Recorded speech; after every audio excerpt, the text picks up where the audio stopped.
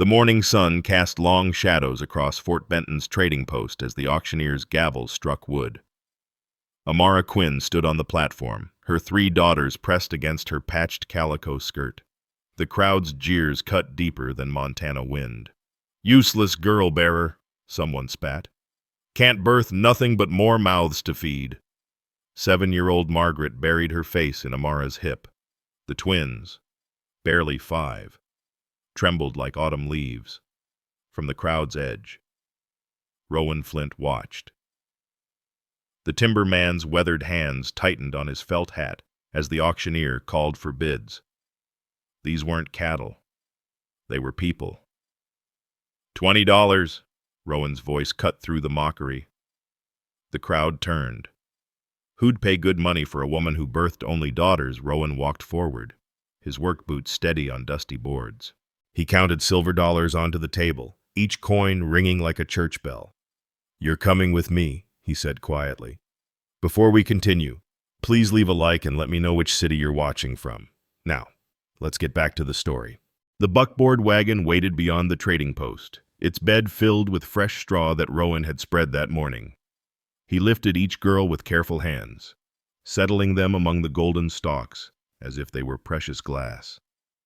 Margaret, the eldest, watched him with solemn eyes while the twins clung to each other. "Will you sell us too?" Margaret's voice barely carried over the creak of wagon wood. Rowan paused in checking the harness, his hands still on the leather traces. "Never." The single word carried the weight of an oath. Amara climbed up beside him on the driver's bench, her movements stiff with exhaustion and uncertainty. As the wagon rolled away from Fort Benton, the jeering crowd fading behind them, she finally spoke. "My husband sold us to pay his gambling debts. Said we were worthless since I couldn't birth him sons." Her voice caught. 3 daughters in 5 years, and each time his disappointment grew darker. Rowan kept his eyes on the rutted road ahead. "My mother raised me alone after my father died in a logging accident. She taught me that a person's worth isn't measured by what others expect of them." The wagon wheels found their rhythm as they followed the trail toward timber country. Behind them, the twins had discovered the fascination of watching clouds through the swaying canvas cover. Margaret remained vigilant, her thin arms wrapped around her sisters. At midday, Rowan stopped the wagon beside the Marias River. He unpacked hardtack and dried beef, dividing it equally among them. The girls ate ravenously, as if food might disappear. Amara noticed how he gave them his portion without comment, making do with water from the canvas bag. "How far to your place?" she asked. "Another day's travel. We'll camp tonight, reach the cabin tomorrow afternoon." "Why?" The question escaped before she could stop it. "Why pay for us?" Rowan considered his words while refilling the water bag from the river. "Been living alone on that mountain for 3 years. Built a good cabin, cleared decent land. But a home needs more than walls and windows." He looked at the girls now sleeping in the straw, exhausted from their ordeal. "Besides, no person should be sold like livestock. Whatever your husband thought, he was wrong." The afternoon sun beat down as they continued north, the prairie giving way to scattered pines. Amara found herself studying this quiet man who'd changed their fate with a handful of silver dollars. The pine forest opened like curtains drawing back from a stage, revealing Rowan's cabin nestled in a clearing bordered by towering evergreens. The structure stood solid and welcoming, its logs fitted tight and true, smoke drifting from the stone chimney.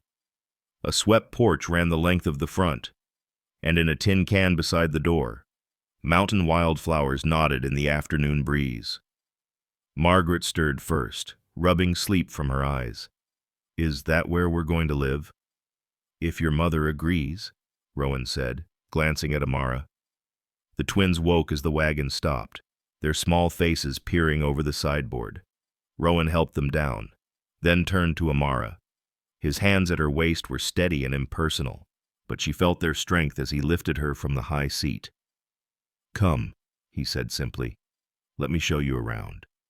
The main room held a stone fireplace, a rough-hewn table with 4 mismatched chairs, and shelves lined with preserves and dry goods. But it was the details that caught Amara's throat: doilies on the shelf edges, sewn curtains at the windows, a braided rug before the hearth. "Your wife?" she asked carefully. "My mother. She lived here the last year of her life. I couldn't bring myself to change anything." He moved to a doorway. "I built this addition last summer. Figured someday." He trailed off, color rising in his weathered cheeks. The second room held 2 rope beds with corn husk mattresses, a washstand, and pegs for clothing. Clean but empty, waiting for life to fill it. "The girls can sleep here," Rowan said. "You too, if you prefer. I'll take the loft." Amara touched the window frame, smooth under her fingers. Real glass, not oiled paper. "You built this hoping for a family." "A man can hope." His voice was quiet, "though I never imagined it happening like this." In the main room, Rowan showed her the pantry, the root cellar entrance, the water barrel he kept filled from the spring. The girls explored with growing excitement, Margaret claiming a chair, the twins discovering a wooden horse carved from pine. "That was mine when I was small," Rowan said, watching them. "My mother saved it." He'd started supper beans and salt pork, biscuits in the Dutch oven. Amara moved to help, but he waved her to sit. "You've traveled hard. Rest tonight." They ate at the table like a real family, the girls' chatter filling spaces that had been silent too long. As darkness fell, Rowan lit the coal oil lamp, its glow warming the room. "Look," whispered one twin, pointing to the rocking chair by the fire. The chair was beautiful, carved with patience and skill. Roses etched into the headrest. Rowan's work, Amara realized, made for the mother who'd taught him women's worth. She sat there every evening, Rowan said, reading her Bible or mending, said it was the finest gift she ever received. Amara moved to the chair, running her hands along the smooth arms. The wood was worn soft from use, polished by loving hands. She could almost feel the presence of the woman who'd raised a son to see beyond what others expected. "We had nothing," Rowan continued. "Father died when I was 7, but she kept us going with garden vegetables, taking in washing, teaching me to read and figure, never complained, never said we were less because we were poor or because she was a widow." He paused. "She would have stood up for you at that auction, would have given those people a piece of her mind about the value of daughters." Margaret had crept closer, listening. "Did she want you to have sons?" Rowan knelt to meet her eyes. "She wanted me to have a good life, to be kind, to work hard, to protect those who needed protecting." He glanced at Amara. Sons or daughters didn't matter to her. Character did. The twins had fallen asleep on the rug, curled together like kittens. Rowan gathered them gently, carrying them to the new room. Margaret followed, yawning. Amara tucked them into the rope bed, their small bodies barely filling a corner of it. When she returned to the main room, Rowan was banking the fire for the night.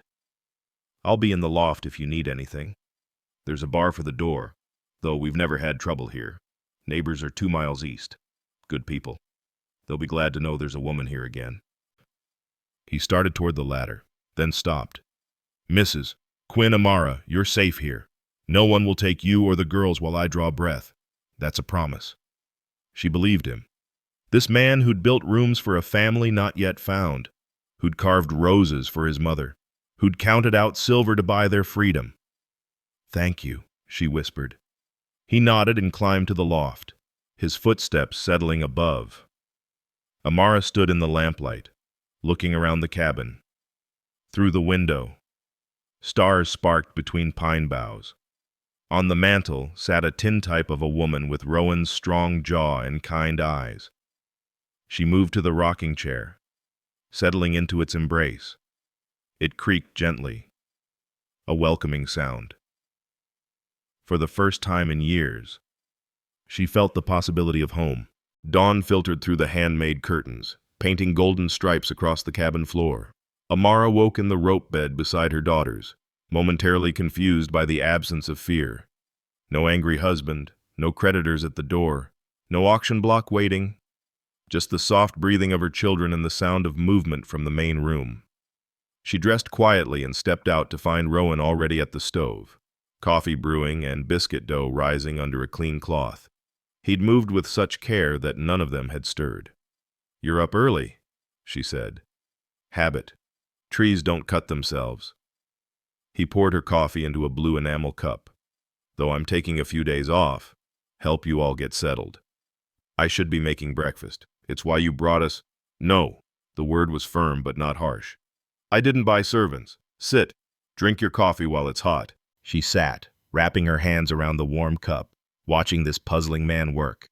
He moved efficiently, flipping bacon, checking the biscuits. His mother had taught him well. Margaret appeared in the doorway, hair tangled from sleep. "Can I help, Mr. Flint?" "Rowan. And yes, you can help me gather eggs. Grab that basket by the door." They went out together, Margaret's thin hand disappearing into his large one. Through the window, Amara watched him show her daughter how to approach the chicken coop, how to reach under the hens without startling them. Margaret's delighted laugh when she found her first egg was a sound Amara hadn't heard in months. The twins woke to the smell of bacon, tumbling out like puppies. Rowan had them wash at the basin, showing them the soft soap he'd made from lye and bear grease. They giggled at the smell but scrubbed obediently. At breakfast, he laid out the day's plan.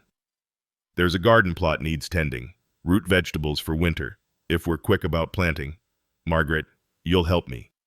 You two," he pointed to the twins, "can help your mother with the beans. They need sorting for storage." "We work together here," he said, echoing his words from the previous evening.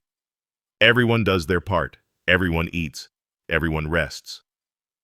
Amara felt tears threaten.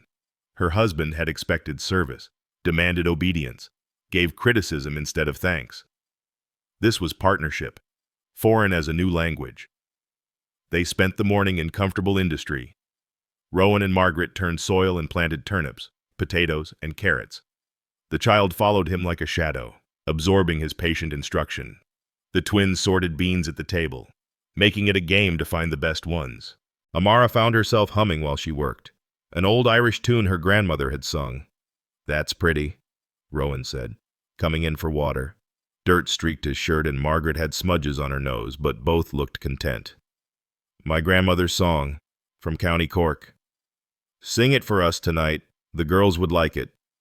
The casual assumption of tonight of many nights made her chest tight with something like hope. Lunch was simple bread, cheese, and preserves from the cellar. Rowan showed them his stockpile shelves of canned goods, barrels of flour and cornmeal, smoked meat hanging from the rafters. "We won't go hungry," he said. "I learned from Mother to prepare for lean times." The afternoon brought lessons.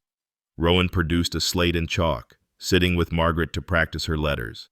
The twins watched, fascinated, as he drew pictures to go with each letter. "O for apple, B for bear, C for cabin." "I can read some," Margaret said shyly. "Mama taught me before Papa said it was wasteful for girls." "Reading's never wasteful," Rowan said firmly. "My mother could recite whole Bible chapters from memory, said education was the one thing nobody could take from you." He pulled a book from the shelf, worn leather binding, pages soft with use. "Robinson Crusoe. Mother read it to me when I was your age. Would you like to try?" Margaret took the book reverently, sounding out words while Rowan helped with the hard ones. The twins curled against Amara on the floor, listening to their sister's halting voice bring the story alive. As evening approached, Rowan built up the fire and started supper venison stew from meat he'd smoked the week before. Amara insisted on helping this time, and he accepted, showing her where things were kept, how the Dutch oven worked best, his mother's trick for tender biscuits. "She would have liked you," he said suddenly, "kneading dough. Strong women respect each other. I don't feel strong. I couldn't protect my children from their own father. You survived. You kept them together. You're here." He looked at her directly. "That's strength." After supper, with the girls drowsy from full bellies and a day of activity. Amara sang her grandmother's song. The Gaelic words rose and fell like wind through pines, telling of home and heartache and hope. Rowan sat in his chair, whittling a small figure from pine, his knife moving in rhythm with the melody. "What are you making?" Margaret asked. "A doll for your sisters. Had wood left over from furniture making." The twins perked up, watching the figure take shape, a woman in a dress, arms outstretched, simple but recognizable, made with careful hands. "Can she be Mama?" one twin asked. Rowan glanced at Amara, then back at the wood. "If you'd like." As darkness fell and the girls were tucked into bed, Amara found herself reluctant to leave the main room's warmth. Rowan was banking the fire, movements practiced and sure. "This isn't what you expected when you went to town yesterday," she said. He paused, considering. "No, expected to buy supplies and return to an empty cabin." He looked around the room, Margaret's slate on the table, the twins' sorted beans in jars, Amara's shawl on the rocking chair. "This is better. We're strangers to you." "We're—" He stood, dusting his hands.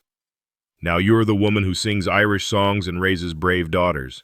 They're the girls who gather eggs and learn letters and sort beans like it's treasure." He moved toward the loft ladder. "Strangers become family through days like this. Through choosing to stay, choosing to trust." He climbed up, leaving Amara in the dying firelight. She touched the wooden doll he'd left on the mantel, its arms spread wide like an embrace. In the other room, her daughters slept peacefully, safe for the first time in memory. She thought of Rowan's words, "Everyone works. Everyone eats. Everyone rests. Together." The simplicity of it, the dignity of it, made her throat tight. Her husband had seen them as burdens, disappointments, property to be sold. Rowan saw them as people deserving of respect, care, and patient kindness. Moving to the window, she looked out at the star-filled sky above the pines. Tomorrow would bring more shared work, more quiet lessons, more of Rowan's steady presence. The girls would laugh again. She would sing again. For the first time since her wedding day, that hopeful morning before she learned what kind of man she'd married, Amara Quinn believed in tomorrow. The cabin walls stood strong around them, built by a man who understood that home was more than wood and stone. It was choosing to make space for others, choosing to see their worth, choosing love over loneliness. As she headed to bed, she whispered a prayer of thanks for the lonely lumberjack who'd seen past shame to possibility, who'd paid in silver for what couldn't truly be bought, the chance to begin again. The necessity came 2 weeks later. Rowan studied the dwindling flour barrel and counted the remaining preserves. Winter would come early in the mountains, and they needed supplies to last through the snow. He'd planned for one person, not 5. "We'll go to town tomorrow," he announced at breakfast. "All of us." Amara's hand stilled on her coffee cup. "All of us. Can't leave you here alone. Besides, the girls need proper shoes before the cold comes." That evening, Amara mended the girls' best dresses while Rowan polished their boots with bear grease until they shone. Margaret helped her sisters wash their hair in the basin, braiding it carefully. They sensed the importance, the test this would be. The wagon rolled out at dawn, the girls wrapped in quilts against the morning chill. As they descended from the timber into the valley, Amara's hands clenched in her lap. Town meant people. People meant judgment. "They'll talk," she said quietly. "Let them." Rowan kept his eyes on the road. "You've done nothing wrong." The main street of Cedar Falls stretched before them. Storefronts and hitching posts, the hotel where travelers stayed, the church with its white steeple. It was Saturday, and wagons lined the street. People were everywhere. Whispers started before Rowan even stopped the wagon. Amara saw women lean together, eyes following them. Men paused in their conversations to stare. She recognized the look, the same judgment from the auction. "That's the woman from Fort Benton," someone said, not bothering to lower their voice. "The one who couldn't birth sons. Heard Flint bought them all. What's a man want with another man's cast-offs? The twins pressed against Amara. Margaret lifted her chin, but her lips trembled. Rowan came around the wagon, lifting each girl down with the same care he'd shown that first day. When he reached for Amara, his eyes met hers. "We belong here," he said quietly. "Remember that." The general store smelled of pickles and leather, coffee and cloth.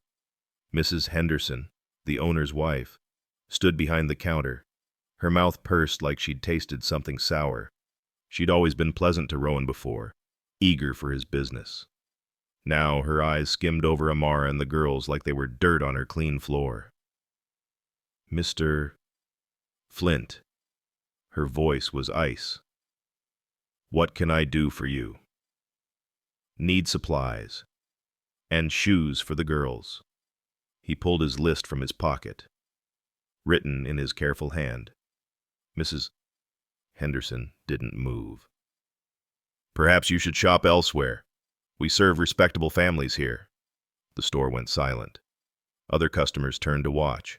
Amara felt heat rise in her face, shame and anger warring. Margaret's hand found hers, small fingers squeezing tight. Rowan set his list on the counter with deliberate calm. "Mrs. Quinn and her daughters are respectable, more than some who judge without knowing." His voice carried through the store. "She's under my protection and deserves your courtesy." "Protection?" Mrs. Henderson's laugh was ugly. "Is that what you call it? I call it what it is. This woman was sold by a worthless husband who valued sons over daughters. These children were treated as property. I brought them to my home to give them the dignity every person deserves." He looked around the store at the gathering crowd. "Any of you would do the same if you had conscience." Mr. Henderson emerged from the back room. "Rowan, perhaps nothing. Jim, I've traded here for 3 years, paid cash, never complained about prices. Now I bring a woman and children who need supplies, and your wife acts like they're beneath notice." Rowan's voice remained level, but steel ran through it. "Mrs. Quinn, please select what fabric you'd like for the girls' dresses." Amara stood frozen until Rowan touched her elbow gently. She moved to the fabric bolts, hands shaking as she touched the calico and wool, blue for Margaret, who loved the sky, green for the twins, like spring leaves. "Shoe sizing is in the back," Mr. Henderson said quietly, conflict clear in his face. "I'll help with that." They worked through the list methodically: flour, sugar, salt, coffee, canning jars for preserving, needles and thread. Each item Mrs. Henderson recorded in the ledger with bitter precision. Other customers drifted away or watched from corners. Then the door chimed and Reverend Morrison entered with his wife. The elderly couple took in the scene: Rowan's protective stance, Amara's rigid posture, the girls' frightened faces. "Rowan Flint," the Reverend said warmly. "Good to see you." He turned to Amara. "I don't believe we've met. I'm Reverend Morrison, and this is my wife, Dorothy." "Mrs. Amara Quinn?" Rowan said. "And her daughters, Margaret, Rose, and Lily." Dorothy Morrison stepped forward, ignoring Mrs. Henderson's sharp intake of breath. "What lovely girls. That fabric will make beautiful dresses. I have some ribbon at home that would match perfectly. May I bring it by?" The kindness nearly undid Amara. That's very generous." "Nonsense. Neighbors help neighbors." Dorothy's voice carried the same deliberate volume Rowan had used. "We'd be pleased to have you all for Sunday dinner after church." "They won't be welcome at church," Mrs. Henderson interjected. Reverend Morrison turned to her, his gentle face stern. "Everyone is welcome in God's house, Mrs. Henderson. I believe Christ was quite clear about judging others." The transaction finished in tense silence. Rowan paid in cash, counting out bills and coins. As they loaded the wagon, he stopped at the candy jars. "Each girl pick what you'd like," he said. "Rowan." Amara started. "It's Saturday. Children get treats on Saturday." The twins chose peppermint sticks. Margaret selected lemon drops. Rowan bought extra, tucking the paper bag into his pocket. They left the store with heads high, but Amara felt the stares burning into her back. At the wagon, other homesteaders had gathered. Tom Bradley and his sons, the Erickson family, the widow Palmer. Amara braced for more judgment. Instead, Tom stepped forward. "Heard you're staying up at Flint's place. Good land up there. You need anything, you send word." Mrs. Erickson touched Amara's arm. "I have preserves put up. Too much for just us. I'll bring some by." One by one, they offered welcome. Not everyone, some still stood apart, whispering, but enough. Enough to make the twins peek out from behind Amara's skirts, enough to ease the tightness in Margaret's shoulders. As they drove home, the girls sticky with peppermint, Amara studied Rowan's profile. "You risked your reputation for us." "No, I stood for what's right. My mother taught me that reputation built on others' suffering isn't worth having. Mrs. Henderson won't forget this. Neither will the Morrisons, or the Bradleys, or the others who stepped forward." He glanced at her. Change doesn't come from silence. It comes from standing up, speaking out, even when your voice shakes. Margaret leaned forward from the wagon bed. "Were you scared, Mr. Rowan?" "No, child. I was angry. Angry that anyone would make you feel small when you're worth so much." He reached back to ruffle her hair. "You held your head high. I'm proud of you." That night, after the girls were asleep with their candy treasures hidden under pillows, Amara sat with Rowan by the fire. The day had exhausted her, not the travel, but the weight of facing the world's judgment. "It won't be the last time, Bidem," she said. "No, but each time gets easier. And you saw not everyone thinks like Mrs. Henderson. There's good people here. They just needed reminding that standing for right matters more than going along with wrong." She thought of Dorothy Morrison's kind eyes, Tom Bradley's firm handshake, the way some had chosen courage over comfort. "Your mother would be proud of you today." Rowan poked at the fire, sending sparks up the chimney. "She faced worse. Widow with a child, no family, no money. People said she should give me to relatives, find work in town. She refused, said we belonged together. And anyone who couldn't see that was blind to love's truth. Did they accept her eventually? Some did, others never changed. But she built a life anyway, found the good people, ignored the rest, raised me to know that worth isn't determined by others' opinions." He looked at her directly. "That's what we'll do. Build our life. Find our people. Raise these girls to know their value." Our life. The words settled into Amara's chest like seeds in soil. Not his life that she'd entered, but something they were creating together. She thought of the fabric waiting to become dresses, the shoes that would keep small feet warm, the candy-sweet kisses her daughters had given Rowan at bedtime. "Thank you," she said, "for today, for every day since the auction. Don't thank me for doing what's right. Just promise me something." "What?" "Next time we go to town, you'll walk in like you own the place, because you have as much right to be there as anyone." He stood, banking the fire. "Those girls are watching you. Show them how a woman of worth carries herself." As he climbed to the loft, Amara remained by the dying fire, considering his words. Tomorrow she'd cut the fabric, begin sewing dresses. Dorothy Morrison would bring ribbon. The girls would wear their new clothes to church. Walking in beside her and Rowan, some would whisper, some would welcome, but they would go anyway, building their life one Sunday at a time, one trip to town, one act of courage. She thought of Rowan's mother, alone but not defeated, raising a son who saw people's hearts rather than their circumstances. Rising, she moved to check on her daughters. They slept peacefully, peppermint sweetness still on their breath. Margaret had fallen asleep holding her new shoes.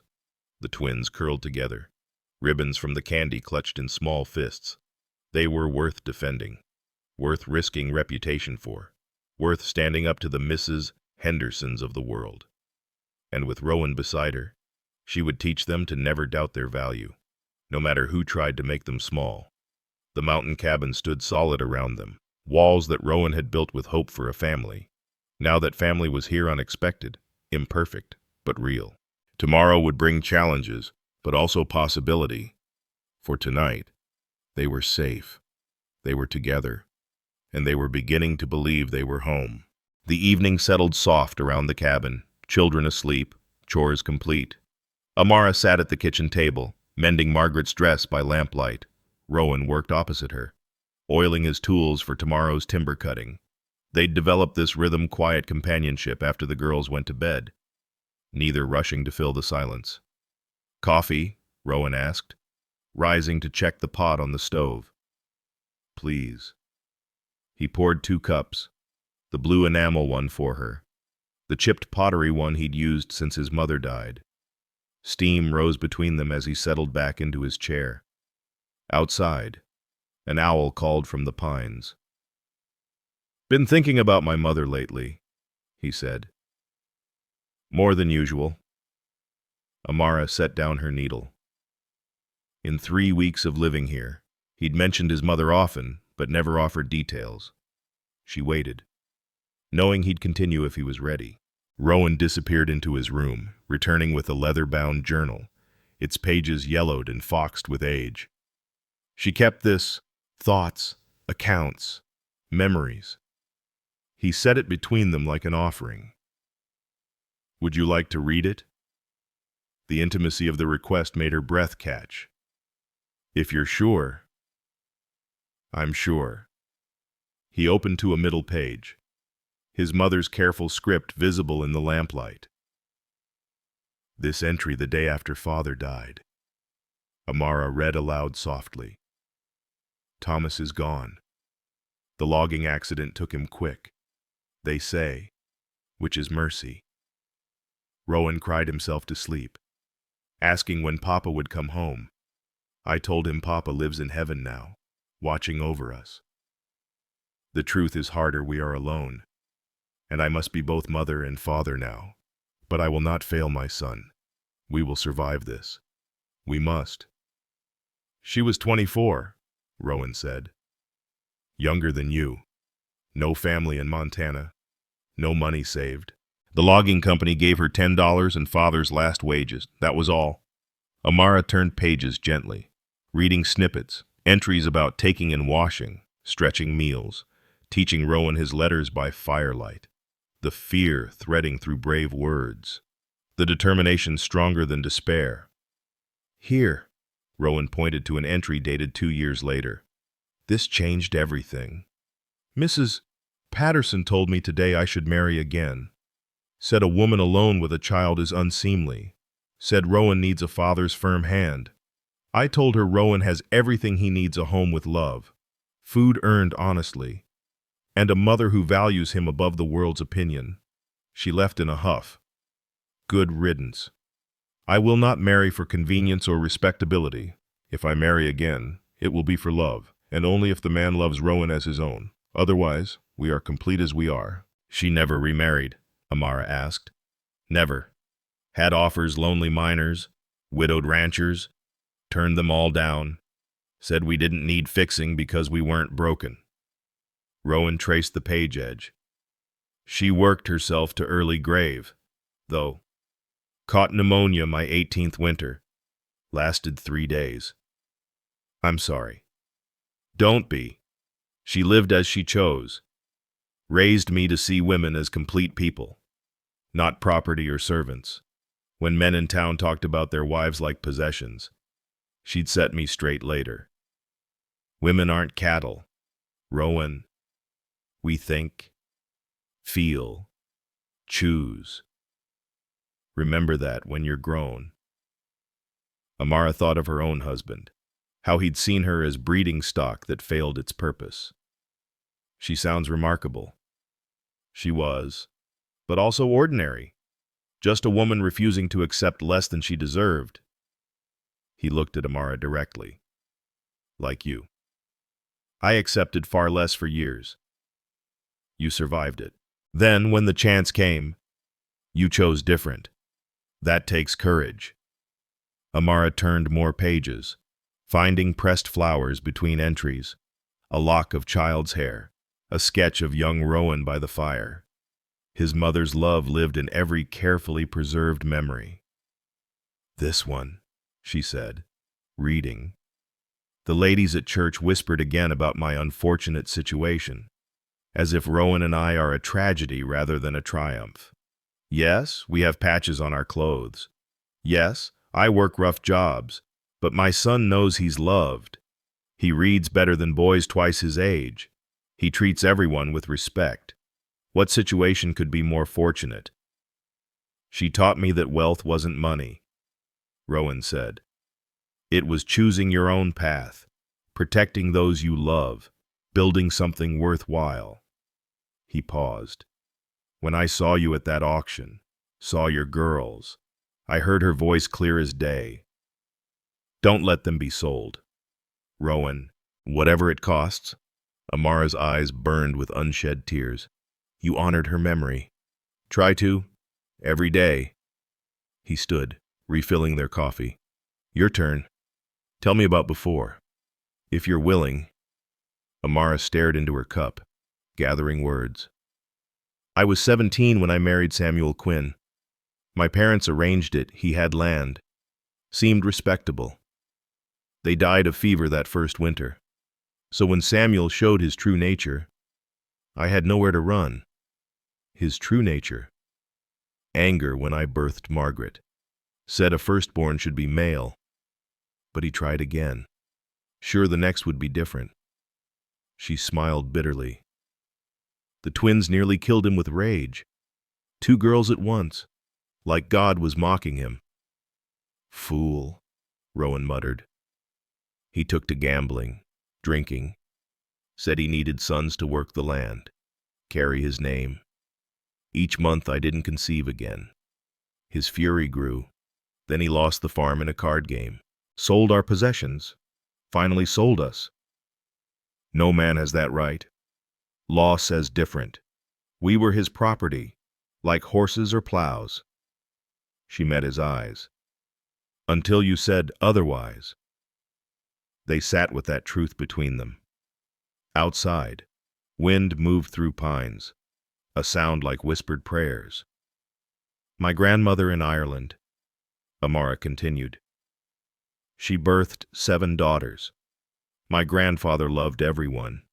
Said daughters were blessings. They stayed close to home, cared for aging parents, carried family stories forward.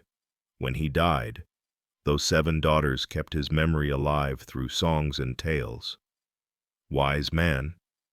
Samuel would have called him weak, but grandfather's name is still spoken with love 40 years after his death. Who will speak Samuel's name kindly? Not his daughters, Rowan said firmly. They'll speak yours. Tell their children how you protected them, saved them, showed them their worth. Amara found herself sharing more her grandmother's songs, her mother's garden, the small beauties she'd clung to during dark years. Rowan listened, asking questions, laughing at funny memories, growing quiet at painful ones. The worst, she said, was watching my girls learn to be quiet, small, invisible, trying to avoid their father's notice. Children shouldn't have to disappear in their own home. They don't anymore. Yesterday, Margaret told me she wants to learn to read every book on that shelf. Rose asked if she could help with the chickens. Lily sang while hanging laundry. He smiled. They're becoming themselves again. Because you gave them space to exist. We gave them that. Together. The word hung between them, weighted with possibility. Amara felt something shift, like ice beginning its spring thaw. This man who could have lived his solitary life, who owed them nothing, had chosen to make room for them in his carefully built world. Why haven't you married? She asked, then blushed at her boldness. Rowan considered. Never found someone who wanted the life I'm building. Town women want town things, social calls, fancy clothes, proximity to stores and churches. Mountain life is different. It's isolation and hard work, making do, finding beauty in simple things. Some would say you settled for loneliness. Maybe, but loneliness seemed better than wrong company. Mother used to say an empty house was better than one filled with discord. She was right. Amara had lived that truth. But a house filled with harmony. That's what we're building, isn't it? His voice was soft. Harmony. Each day a little more. The fire crackled, kneading wood. Rowan fed it, sparks spiraling up the chimney like tiny prayers. When he sat again, his chair was closer to hers. I'm going to ask something, but he said. You can refuse. No hard feelings. Amara's heart accelerated. Ask. Stay. Not just for shelter or protection. Stay because this feels like home. Because the girls laugh here. Because we work well together. Because... He stopped, color rising in his weathered cheeks. Because I can't imagine this cabin without you all in it anymore. She thought of the journal between them, his mother's words about not settling for less than real love. Was this love, this quiet partnership, this careful respect, this slow-building trust? I don't know what I feel, she said honestly, except safe, valued, seen as more than my failures. That's enough for now, more than enough. He reached across the table, his calloused hand covering hers. We have time, no rush, no pressure, just stay. Yes, she whispered. We'll stay. They remained at the table as the fire died to embers, hands linked, reading more entries from his mother's journal. Stories of struggle and triumph, loneliness and love, a woman refusing to let the world make her small. She would have loved you, Rowan said as they finally rose to retire. Would have loved your girls, your strength, your songs. I would have loved her, for raising you, for showing you how to see people truly. At her bedroom door, he paused. Amara, that day at the auction I didn't save you. We saved each other. She watched him climb to the loft, his mother's journal tucked under his arm. Through the window, stars wheeled above the pines, constant as promises. In the next room, her daughter slept peacefully, no longer learning to be invisible. She thought of Rowan's mother, young and widowed, choosing courage over convention. Of herself, sold and shamed, choosing to trust again. Of Rowan, lonely but patient, building rooms for a family he'd found in the most unexpected way. Tomorrow she'd teach the girls their grandmother's songs. Rowan would show them his mother's recipe for preserves.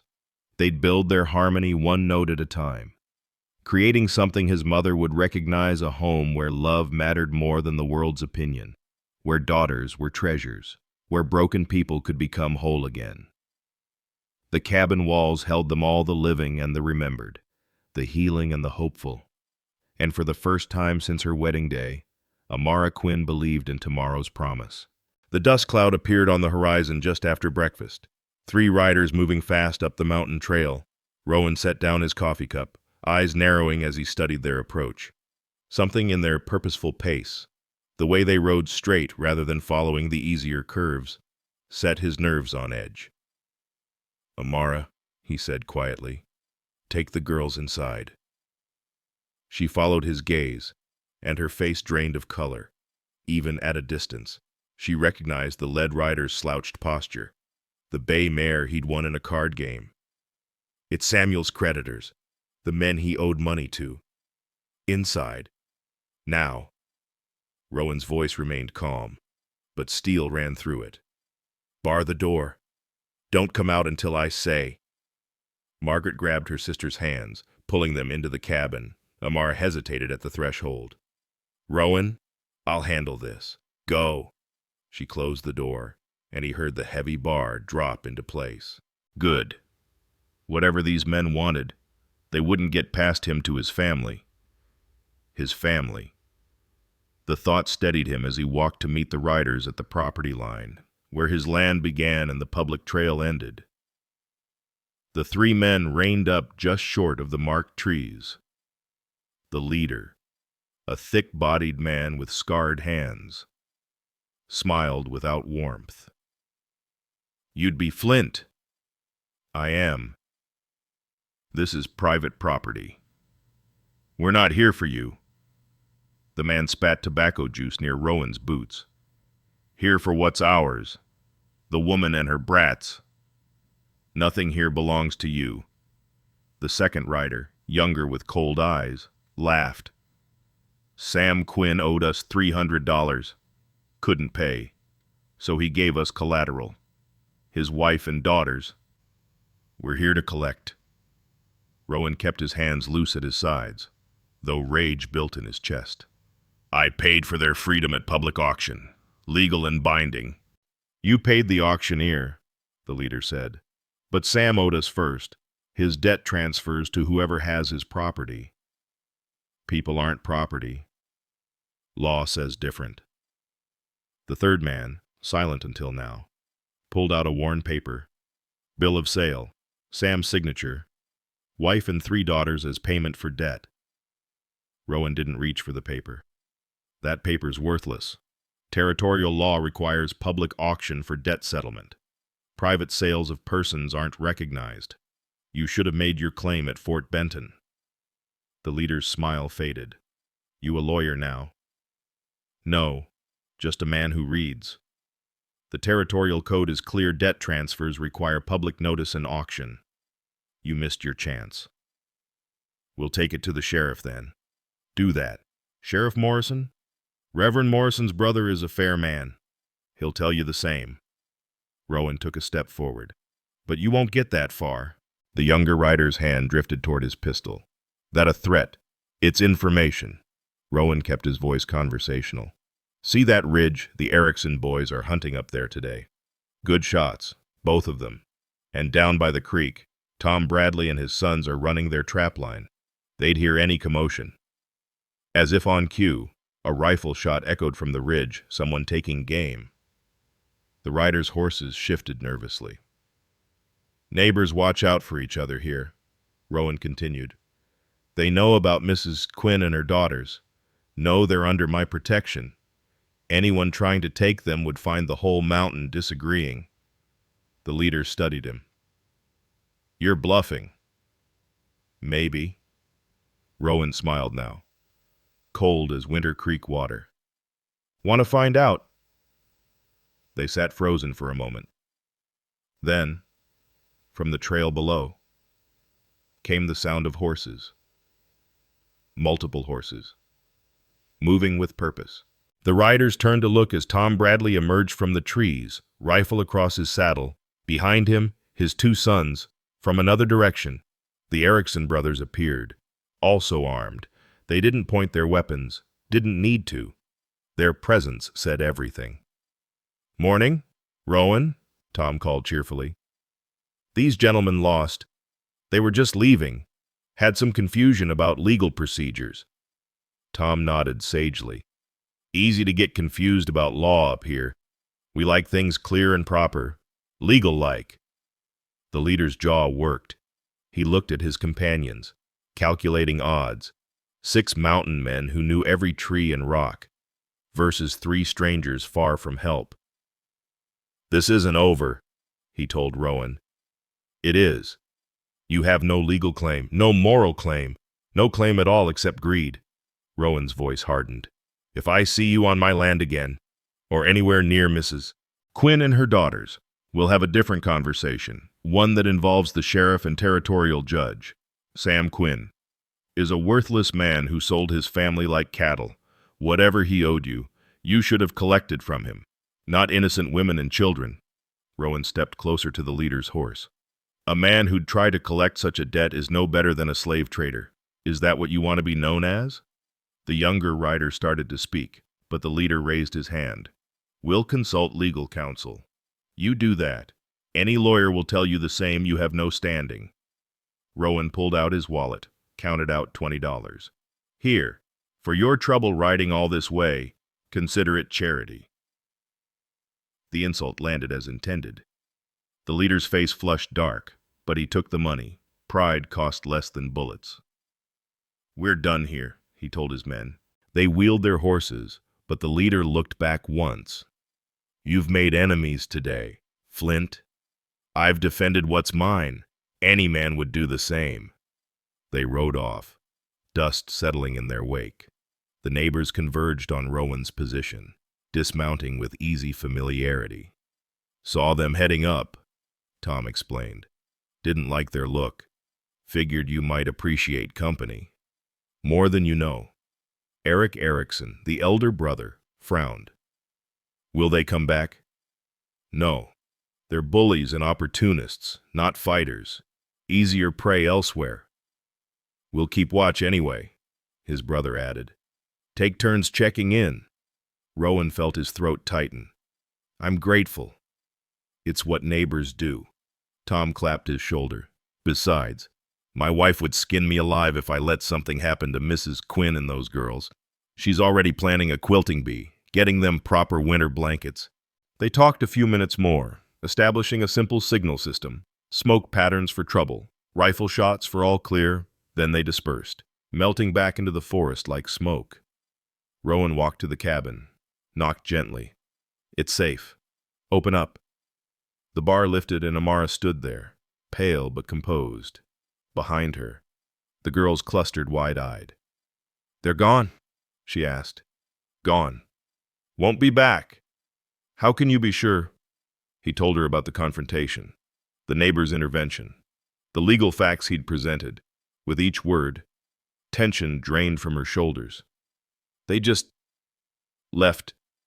Bullies are cowards when faced with strength. They expected to find you unprotected. Instead, they found a community. Margaret tugged his sleeve. Were you scared? No, little one. I was angry, but controlled anger, directed right, is just determination. He knelt to meet her eyes. Your mother and you girls belong here. No one takes you while I breathe. Rose and Lily crashed into him, small arms wrapping around his neck. He held them, feeling their trembling ease. The neighbors, Amara said wonderingly. They came to help. They came to stand for what's right. Tom Bradley lost his first wife to cholera, raised 3 boys alone. He knows about protecting family. The Ericksons fled Sweden to escape forced military service. They understand freedom's value. That evening, as promised by Tom, his wife Sarah arrived with a basket of food and plans for the quilting bee. Next Saturday, she announced, brooking no argument. You'll need warm covers before snow flies. Other neighbors drifted by over the next days. Mrs. Erickson with preserved vegetables, Widow Palmer with outgrown clothes from her granddaughters. Even families that had been cool at the store stopped by, curiosity overcoming judgment. The confrontation with the creditors had shifted something. By standing for Amara and the girls, by refusing to let them be taken, Rowan had declared them legitimate. The neighbors' support reinforced it. They belonged here now, part of the mountain's fabric. A week later, Reverend Morrison visited. Heard you had some trouble. Handled, Rowan said simply. So I gathered. My brother the sheriff mentioned 3 men came through asking about debt laws. He explained territorial statutes quite firmly. The Reverend smiled.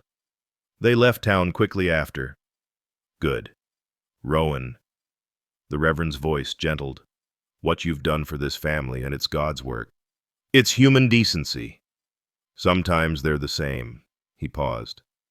I meant what my wife and I said. You're all welcome at church. Some folks might whisper, but most will embrace you. Amara appeared in the doorway, flour dusting her apron from bread making. Thank you. Reverend, we'll come. Wonderful. This Sunday, then. After he left, Amara stood beside Rowan on the porch, watching sunset paint the mountains gold. Those men could have taken us. Never. If the neighbors hadn't come, I would have stopped them anyway. But the neighbors coming, that showed something important. He looked at her. We're not alone. When we choose to stand for what's right, others stand with us. Your mother's lesson again. Her lesson, lived out. She faced her struggles mostly alone. I wanted different for you. Amara studied his profile in the dying light, This man who'd claimed them, defended them, made them family through choice and determination. Rowan, that day you said we saved each other. I understand now. You saved us from shame and servitude. We saved you from becoming just another lonely mountain man, forgetting how to be human. He took her hand, work-rough fingers gentle. Every day you're here, every time the girls laugh, every evening we sit together, you save me again. She squeezed his hand. No words needed. Inside, the girls were singing one of her grandmother's songs, their voices high and sweet. The cabin glowed with lamplight, warm against the gathering dark. The men who'd tried to claim them were somewhere down the mountain, defeated by community and courage. Up here, in this cabin Rowan built with hope, a family was forming not through blood or law, but through choice, protection, and slowly growing love. Come, Rowan said. Supper's getting cold. And they went inside together, to daughters and warmth and the life they were building one defended day, one chosen moment, one act of courage at a time. The mountains stood guard around them. Neighbors watched from distant cabins, and in the heart of the home, Rowan's mother's spirit seemed to nod approval. They were safe. They were valued. They were home.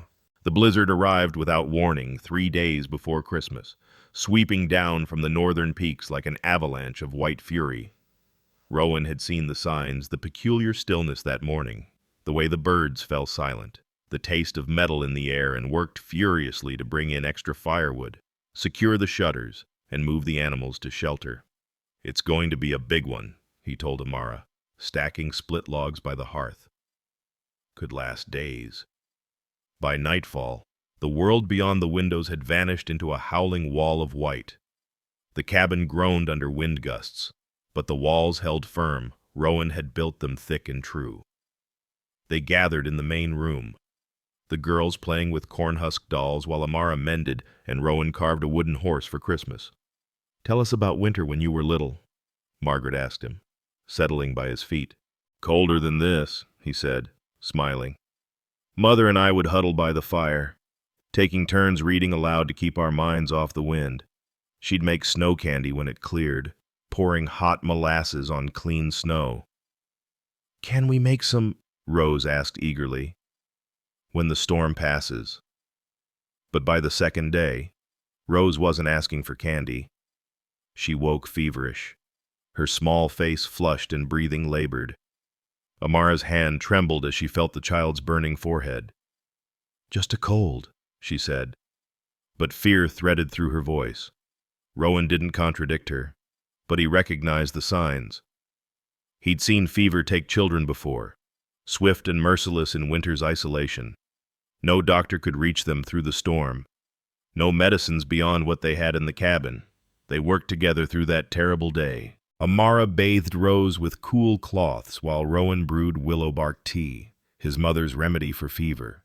Margaret watched her sisters, keeping Lily distracted with quiet games.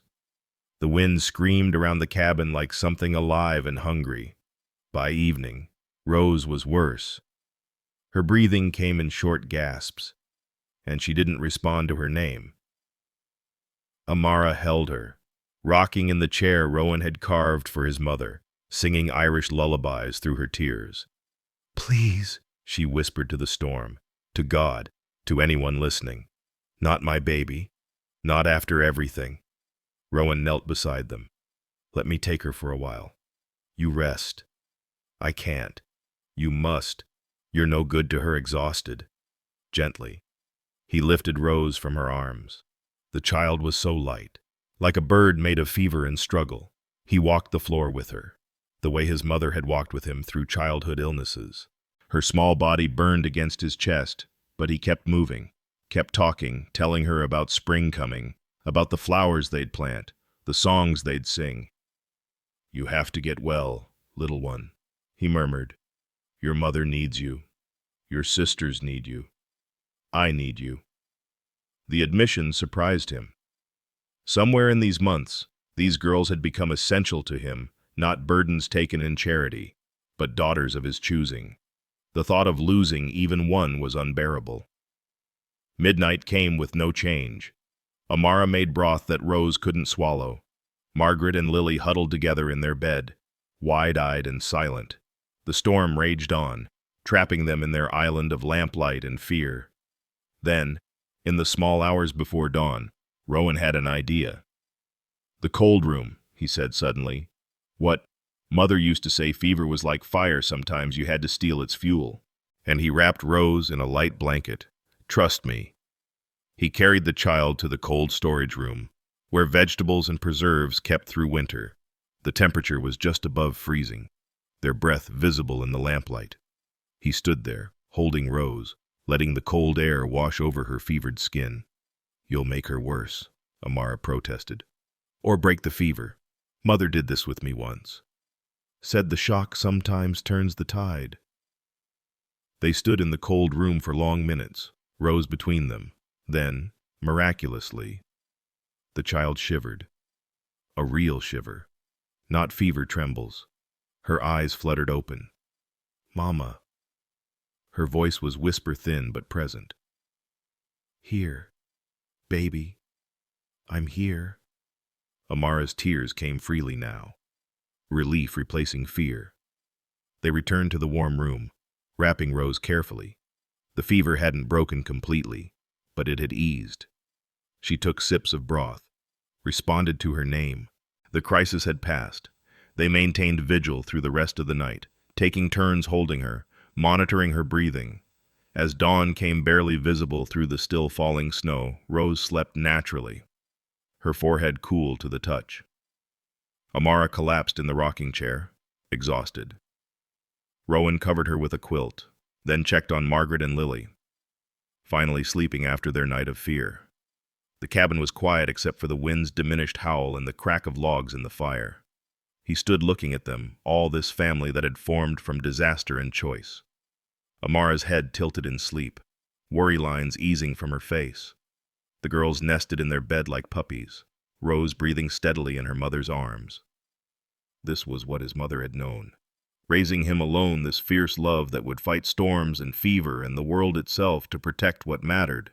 This was why she'd refused to give him up, refused to remarry for convenience, refused to accept less than real love.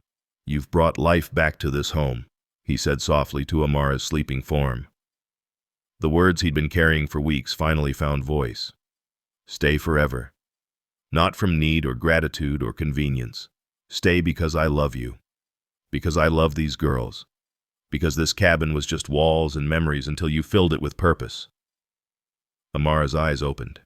Meeting his, she hadn't been fully asleep. "You love us. With everything I have." She rose carefully, settling Rose in the warm spot she'd left, and came to him. Her hands framed his face, studying him in the firelight. "You saved her. The cold room. Your mother's wisdom, you saved my baby. We saved her. Together. Like we do everything now." "Rowan Flint," she said, voice steady despite tears. "I came to you broken, sold, convinced I was worthless because I couldn't birth sons. You showed me different, showed my girls different. You gave us dignity, safety, belonging." She took a breath.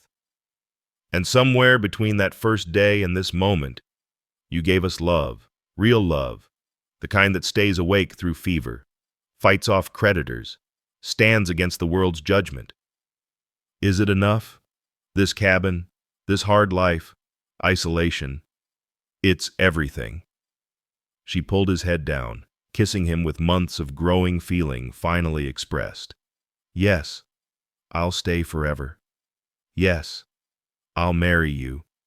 Yes to all of it." They stood holding each other as the storm finally began to ease, snow falling softer now. Soon they'd need to dig out, check animals, reconnect with neighbors.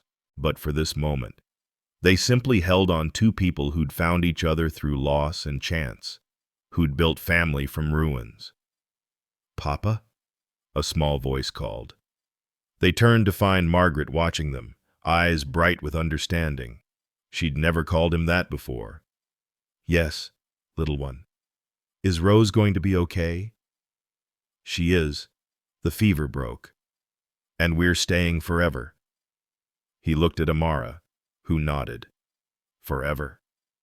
Margaret smiled. The first real smile he'd seen from her, not cautious or grateful, but genuine joy. Good. This is home now. She padded back to bed, curling around Lily protectively. Outside, the storm was breaking apart.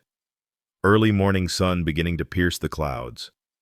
The world would emerge transformed, buried in white, made new.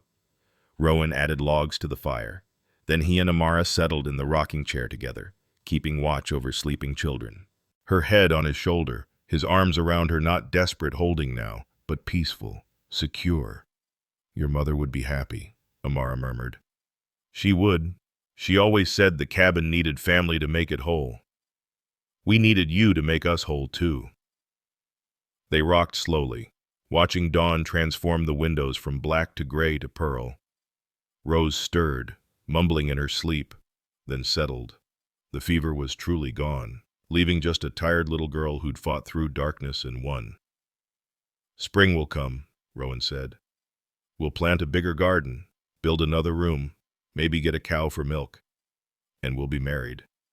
As soon as the circuit preacher arrives with the thaw, he kissed her forehead. If you're certain.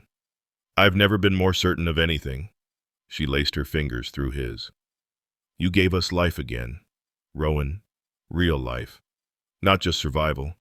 The girls call you Papa now. I call you beloved. What more is there? Nothing, he agreed.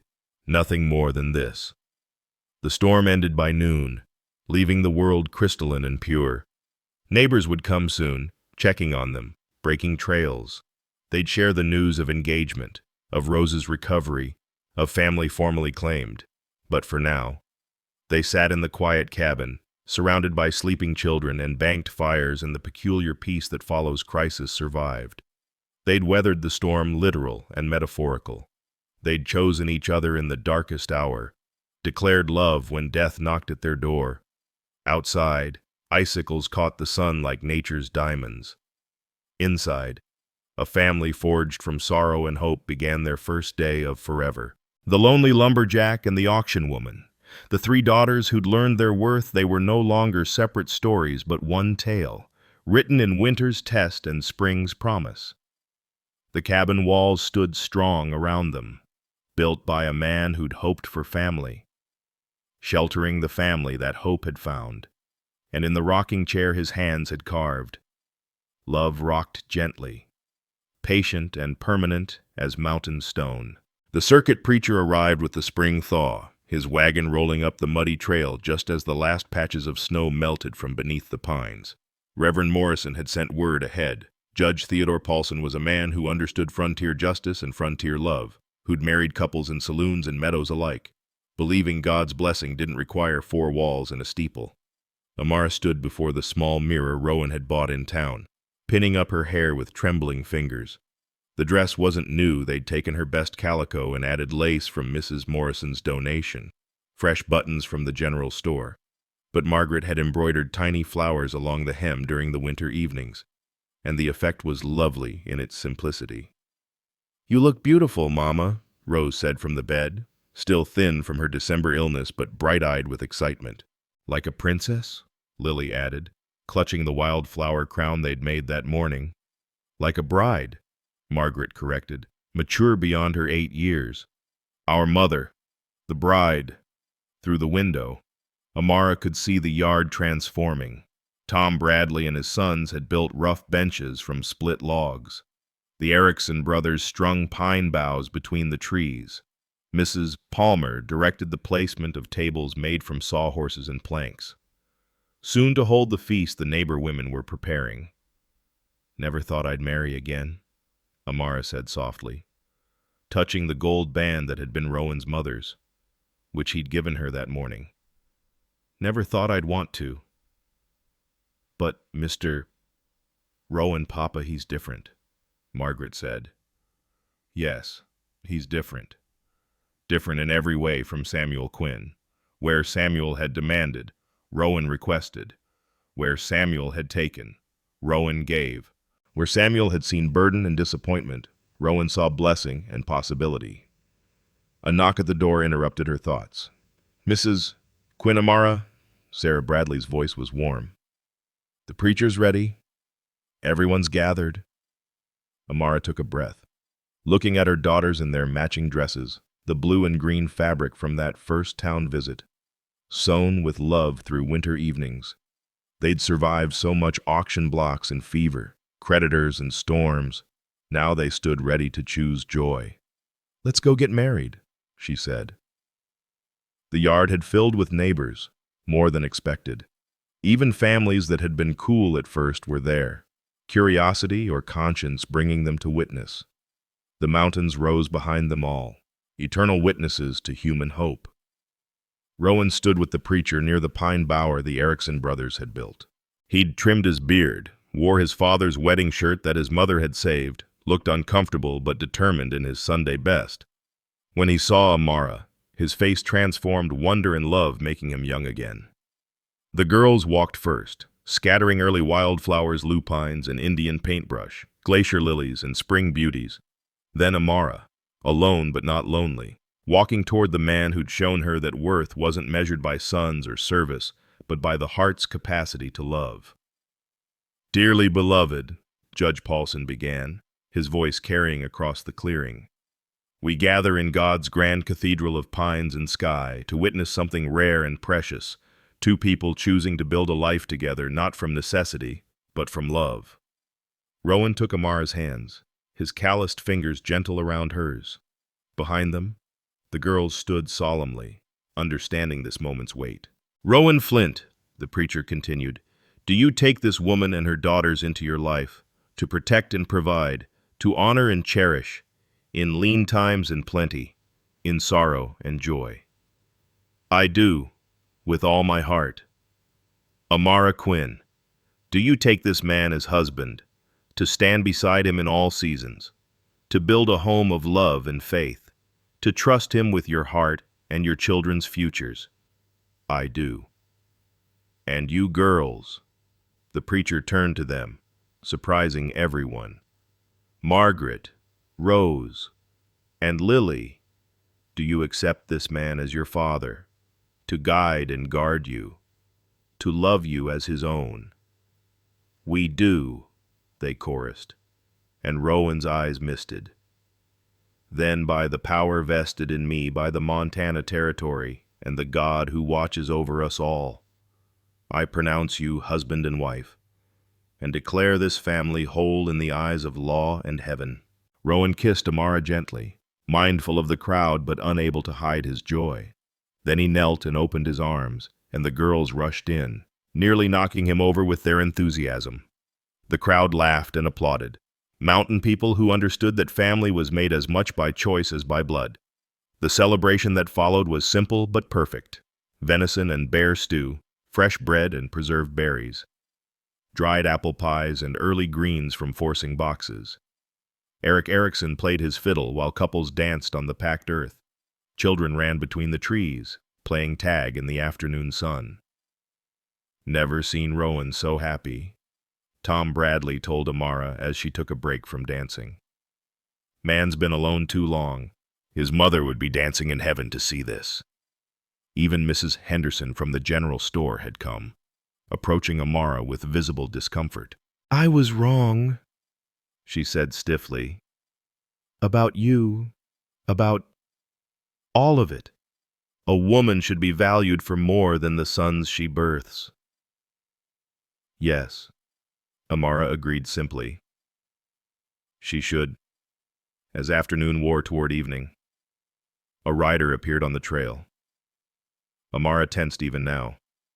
Months later, unexpected visitors made her nervous. But Rowan just smiled, recognizing the horse. "That's Lawyer Jameson from Helena. I wrote to him in February." The man dismounted, dusty from travel but smiling. "Mr. Flint? Mrs. Flint now. I understand. Congratulations. I have news that makes this day even better."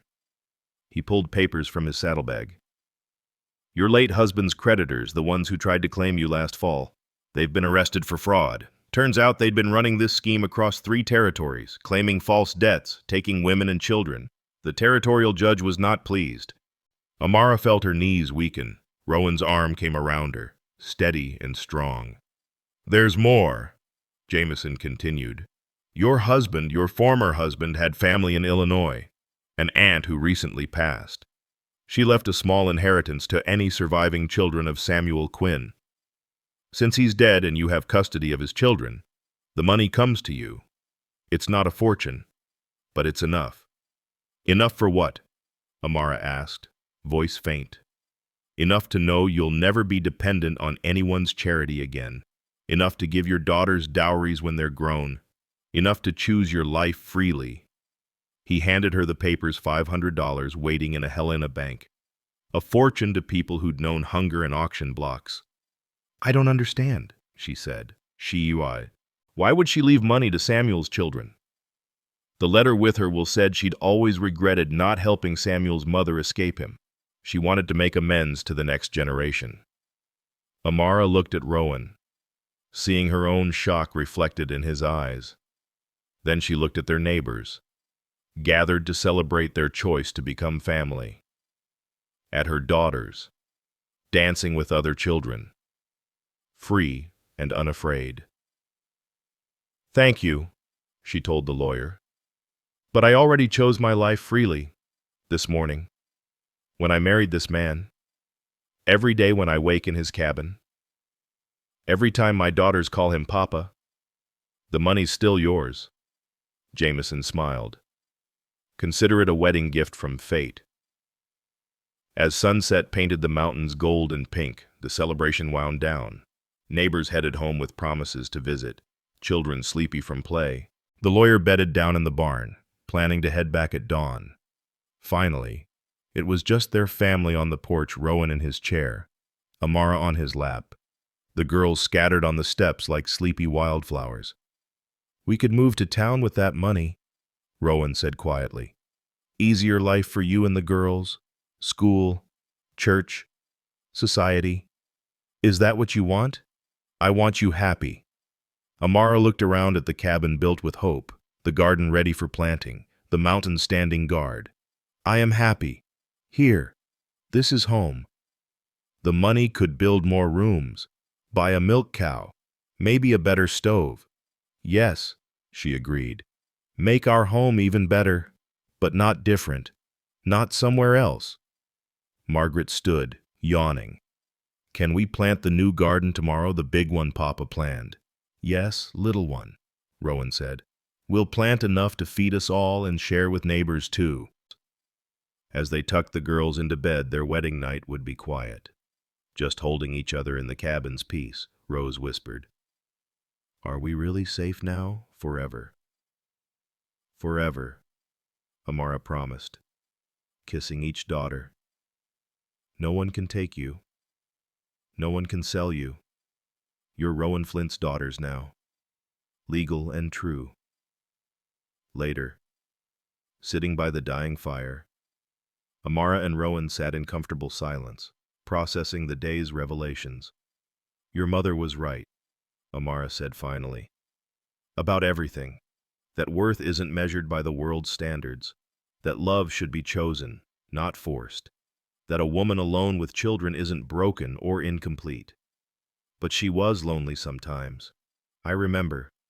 Maybe. But she was free. Like I am now, not free from connection, but free to choose it.